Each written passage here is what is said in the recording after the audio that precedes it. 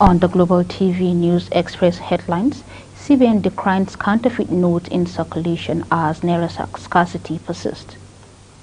Gombe decries rise in HIV cases among children. U.S. votes UN Security Council resolution calling for Gaza ceasefire, plus French minister angry after OPEC push at the CPO 28. Stay tuned for the main news.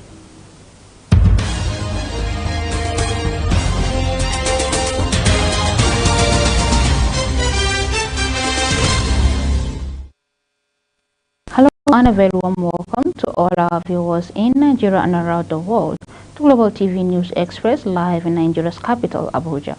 I am Fauzi Lukman. President Bola Tinubu will be launching the Renewed Hope Police Town Hall meeting on Monday in Lagos in a bid towards strengthening community policing and for Nigerians to key into the Renewed Hope Police agenda for his administration. Announcing this on Thursday in Abuja, Minister of State Police Affairs Imam Suleiman Ibrahim stated that should be engaging stakeholders on Monday in Lagos. She added that the town hall meetings would be held not only in Lagos but across the country to afford Nigerians the opportunity to air their views on issues surrounding the security of life and properties in accordance with the global best practices. Special Advisor to the President on Health Matters, Dr. Salma Anas Ibrahim, said the poor attention to primary health care in Nigeria adds to the burden of morbidity and mortality, especially due to pregnancy-related conditions. Anas Ibrahim also said the challenges to reducing maternal and child death remain the problem of a poorly functional primary health care system, with issues of low health care coverage for life-saving interventions, ill-equipped and weak service delivery system, and low coverage with community and household level interventions, among others. She said this on Friday at the 7th Annual Conference of the Association of Nigerian Health Journalists in collaboration with the World Health Organization in Nasarawa State. According to her, the primary health care is the fulcrum of resilient health system and should be structured to be able to deliver services that will support the attainment of UCH and guarantee health security.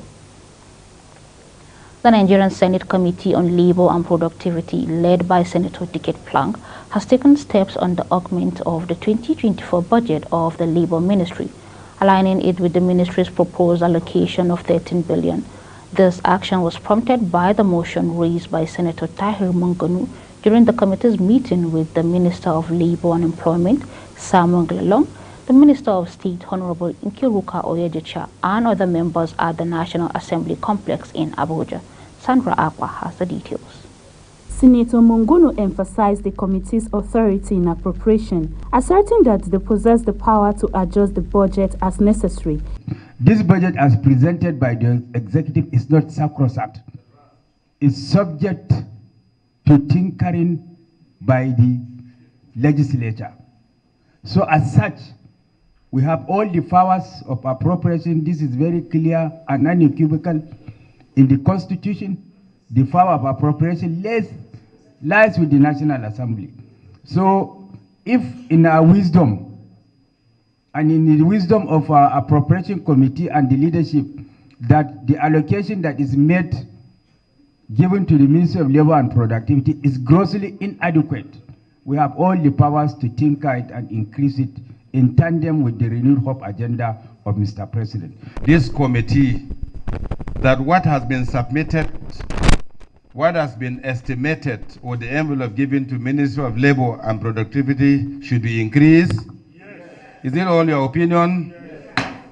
Expressing gratitude, the ministers highlighted the challenge of inadequate funding in the Labor Ministry. Minister Simon Lalong pointed out that insufficient funding for labor issues contributes to civil unrest in some African countries. There was every strike everywhere.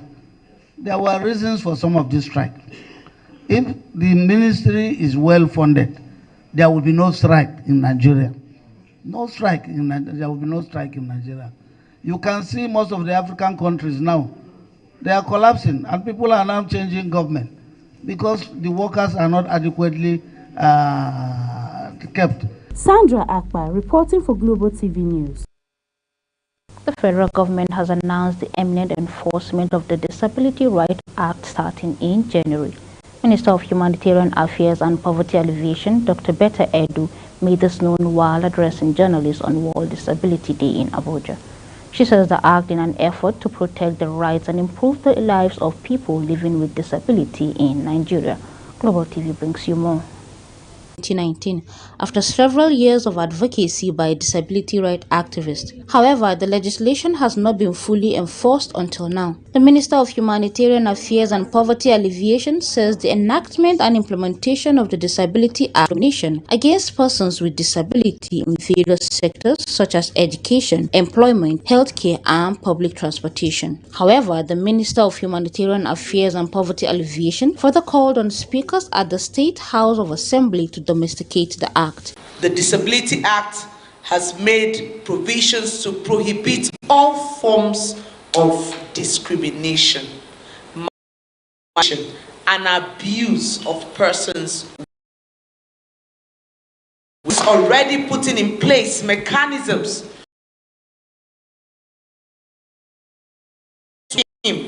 for persons with disability.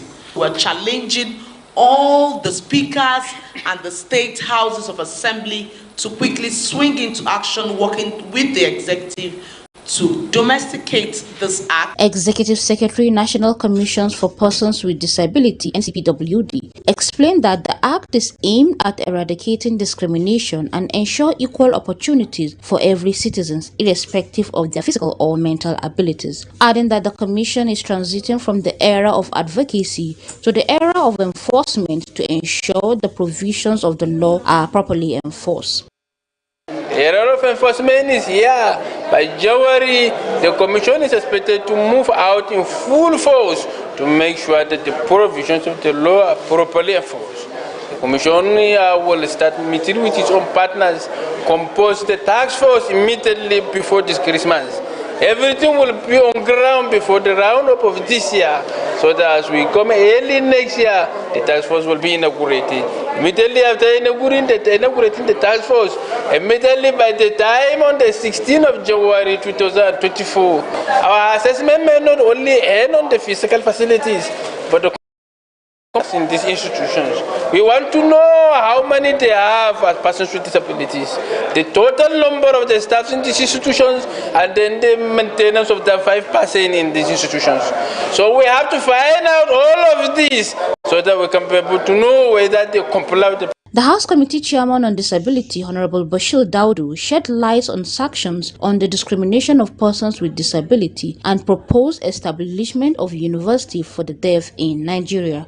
It is the law of Nigeria that if you discriminate against a person with disability, there are sanctions. If you approve a building without following the code, you can be imprisoned for that. All persons with disability must be insured with the NHIS. We're looking at the bill to set up a deaf university. It is expected that the Enforcement Act passed into law will enhance the inclusion and accessibility of persons living with disability in Nigeria. Fauziya Lukman, Global TV News. In a bid to eradicating the form of injustice in the judicial system on individuals detained and further go on trials without having the federal government, in partnership with legal stakeholders, have launched the Police Duty Solicitor Scheme, PDSS, to help curb out such practices in the system. Sharon Ajay completes the story. The Chairman Police Service Commission, Solomon Arase, says the natural right with enhancement of fundamental human rights of individuals, unless otherwise proven, should be duly respected. He emphasized on the need to push the scheme forward as part of its aim for the voiceless to be heard, decongesting the police cells of innocent people. In view of the rising incidents and complaints from the public bordering on violation, infringements of people's human rights by the Nigerian police force. The introduction of the PDS in response to the imperative outlined in the Administrative of Criminal Justice, which the Attorney General just alluded to, was a watershed moment in our commitment regarding the rights of individuals in police custody. Historically, detainees faced prolonged periods in police facilities without access to legal representation, leading to routine violation of their rights. The PDDS, driven by a commitment to justice, has become a mechanism through which lawyers provide free legal services to detainees across Nigeria, ensuring that their rights are not only protected on paper, but upheld in practice. The Attorney General Lateef Fagbemi, ably represented by Director Solicitor Department Gladys Odugbaru, in a speech urges all states to domesticate the scheme for full benefit of innocent prisoners and the government. The scheme also comes with the advantage of preventing undue congestion of inmates in correctional facilities, with the consequential benefits of saving government the resources required to maintain a large population of inmates or detainees. I therefore enjoin all the states to domesticate the PDSS in order to extend the benefits of the scheme across the country and further deepen criminal justice reforms. Based on the financial aid gotten by the federal government, the Director General Legal Aid has assured a successful operation of the scheme. Also added that the more the funds, the better the work. But we can assure you that with the little that we have been able to be getting from the federal government in terms of our appropriation, in terms of statutory funding, we have been able to do as much as we can be able to do. But it is not to say that we cannot do more if we have more funding. Sharon Ajay reporting for Global TV News. The National Agency for the Prohibition of Trafficking in Persons have said it rescued and received 21,181 victims of human trafficking in 20 years. The Director General of NAPTIP, Fatima Wazira Azi, said this when she appeared before the Senate Committee on Social Duties for the Defense of 2024 budget. She said the agency will try to support victims as long as they needed to be supported, noting that the process requires time and a lot of money. She explained that NAPTIP provides legal, medical support, rehabilitation and reintegration support to the victims. Deborah Palm of the Nigerian Security and Civil Defense Corps came first in the female category, and Stephen Joshua of the Federal Fire Service came first in the male category in 2023 Armed Forces and Other Security Agencies Marathon Championship in Abuja. The Minister of Defense, who was represented by the Permanent Secretary, Ministry of Defense Ibrahim Kana, says the competition is to provide a platform for the armed forces and other security agencies to interact with one another towards sustaining the good working relationship, building and enjoy over years. Kike Lomo Ukiri has the details. The half marathon was spiced up with a series of side attractions with the heads of Nigerian armed forces and security agencies all present. It is at the top with difficult exercises on the high horse. 250 personnel of the Nigerian military, security and intelligence agencies participated in the 25.1 kilometer for both male and female marathon and 5 kilometer for veterans, which kickstart at 6 a.m. from Kubwa Expressway to Aguin Rose Cantonment at Sokoro. The Minister of Defense, who was represented by the Permanent Secretary, says the marathon is aimed at forging cooperation among the security agencies for enhanced understanding of common effort towards tackling the multidimensional internet security challenges in the country. Certainly, we all know that the primary function of the Nigerian Ministry of Defense is to ensure the state of readiness of the Nigerian Armed Forces and for any intervention, whether in land, air or sea. And in order to maintain that state of readiness is to ensure that we organize regular sporting events like this. And everyone knows that physical activity such as running, especially marathon, is the best form of physical maintaining and sustaining physical fitness.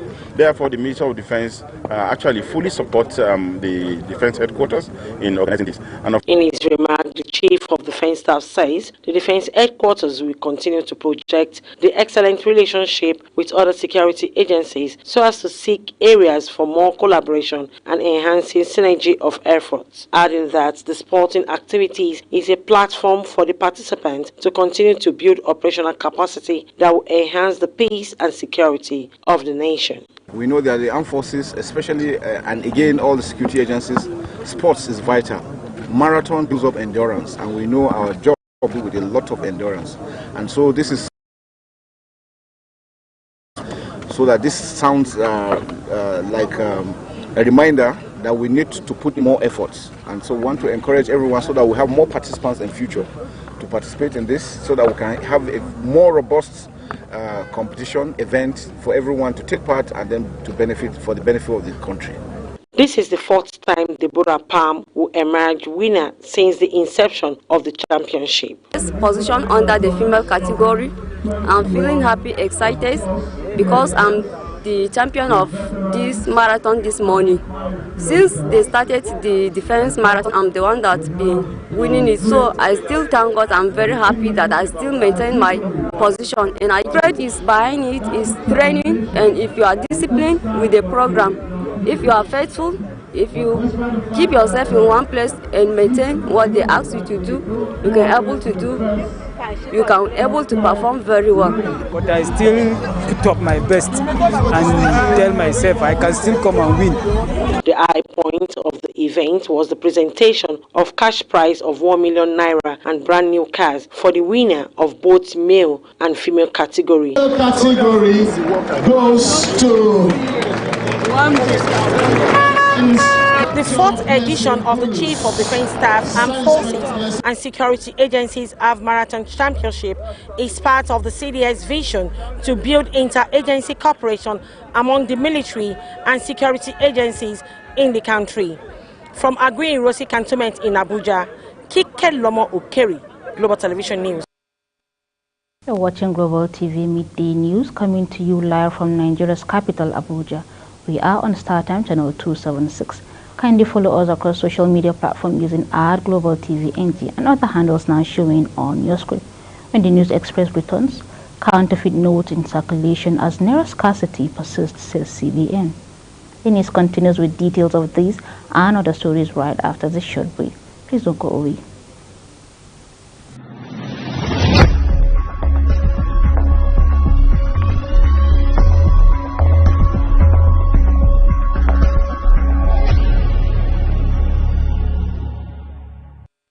Welcome back to Global Television, bringing you live broadcasts of the News Express from the nation's capital, Abuja.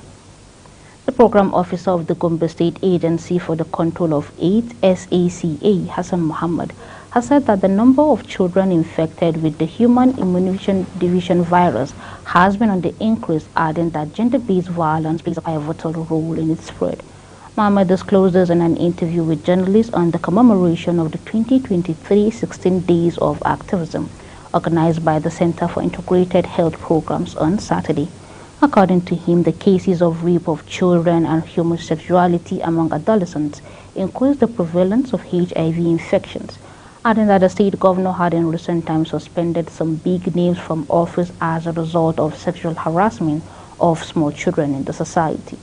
Mohammed further said in SACA, these are one of the drivers towards HIV in Gombe State, as small children and even mad people are being raped, transferring this kind of infections to the society. So it's a problem within the society these days. And on the foreign scene, where the French Energy Minister Agnès Pannier-Runacher says Saturday she was stunned after the oil cartel OPEC urged its members to thwart any deal targeting fossil fuels at the COP28 conference. The minister said while counting on the presidency of the COP28 not to be influenced by this declaration and to reach an agreement which affirms a clear objective of phasing out fossil fuels, stating that I am stunned by the statement from OPEC and I am angry, she said, from the climate conference in Dubai, adding that OPEC's position endangers the most vulnerable countries and the poorest populations who are the first victim of the situation. OPEC Secretary General Haitham Al-Ghais sent a letter to 3 groups, 13 member and 10 Russian-led allies this week, after negotiations at the talk in Dubai released a draft deal that included calls for the phase-out of fossil fuels. Al-Ghais urged the group to proactively reject any tax or formula that targets energy, fossil fuels rather than emissions. The letter has drawn anger from activists and High Commission Ambition Coalition, a broader group of nations ranging from Barbados to France, Kenya, and Pacific Island states. The United States have vetoed a United Nations Security Council resolution demanding an immediate humanitarian ceasefire in the war between Israel and Palestinian group Hamas in. The U.S. blocked the resolution Friday, backed by almost all the Security Council members and dozens of other nations demanding an immediate humanitarian ceasefire in Gaza.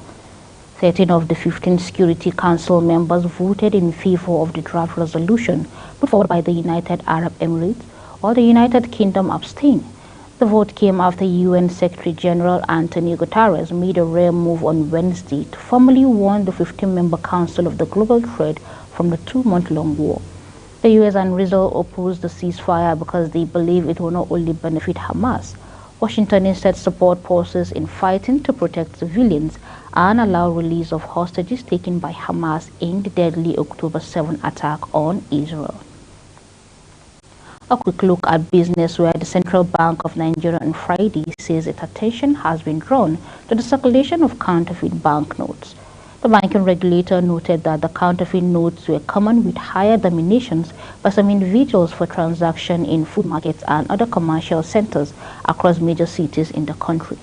In a statement signed by the Acting Director, Corporation Commission (CBN), Sidi Hakama, on Friday, the development came as bank depositors continue to complain of cash shortage, both from the automated teller machines ATM and over-the-counter in the banks. The Group Chief Executive Officer of the Nigerian National Petroleum Company Limited (NNPCL), Mele Kyari, yesterday described oil theft and vandalism in the Niger Delta region as a calamity, saying there are over 4,800 illegal connections on crude oil pipelines in the area, and warned that this could frustrate the projection of the federal government. Speaking in Abuja when he appeared before the Senate Committee on Appropriation on the proposed budget for 2024, Kyari said the daily oil production will depend greatly on the security situation in the oil-rich Niger Delta region, describing the act of vandalism and oil theft going on there as a calamity and completely abnormal. Meanwhile, there was a sharp disagreement between the Senate and the NNPCL over the plan to increase the crude oil production benchmark in the 2024 appropriation bill from 1.7 million barrels per day to 1.8 billion barrels per day. African Development Bank Group President Akinwumi Adesina has warned that a new EU carbon border tax could significantly constrain Africa's trade and industrialization process by penalizing value-added export, including steel, cement, iron, aluminium, and fertilizers. While addressing delegates at the Sustainable Trade African Conference held at the UAE Trade Center in Dubai, Adesina said with Africa's energy deficit and resilience mainly on fossil fuels, especially diesel, the implementation in Africa will be forced to export raw commodities again into Europe, which will further cause the industrialization of Africa. Africa could lose up to 25 billion euro per annum. And on sport, Etik Ten Hag told Jadon Sancho that it is up to the player if he wants to salvage his Manchester United career by apologizing over their fallout. On Sancho seems unstable, certain to leave Old Trafford when transfer window opens in January if United club can find a willing buyer, Excel star, to take him on loan for the rest of the season. For more updates on sport, let's join Anthony Momodo.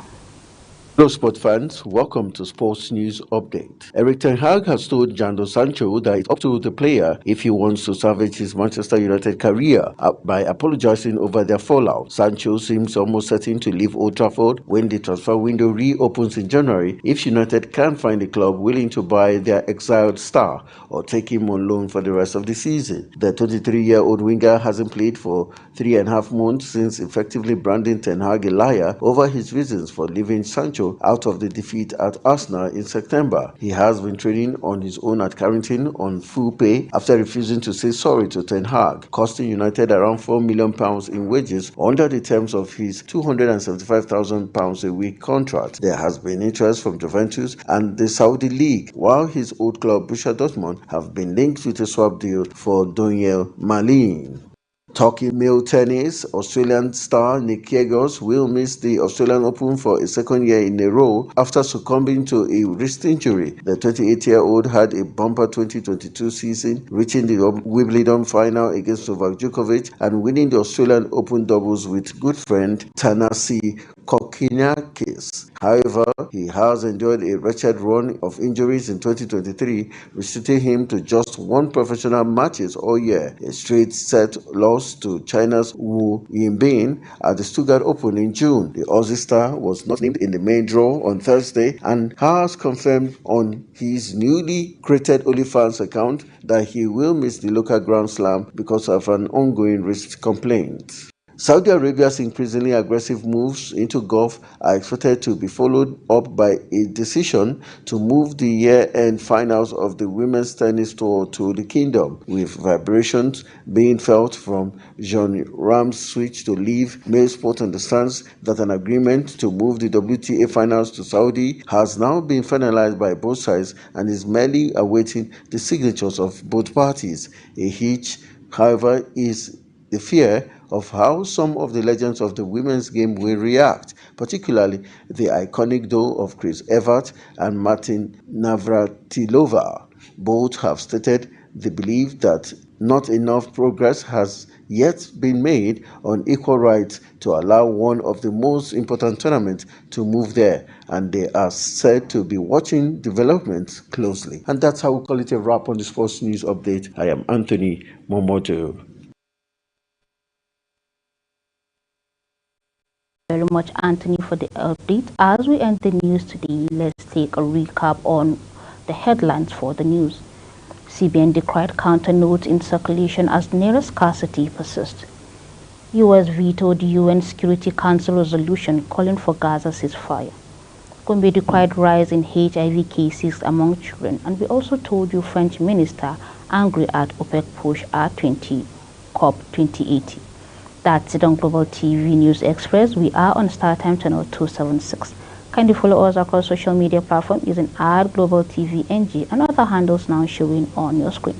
On behalf of the production team, I am Fawzia Lukman, thanking you so very much for watching.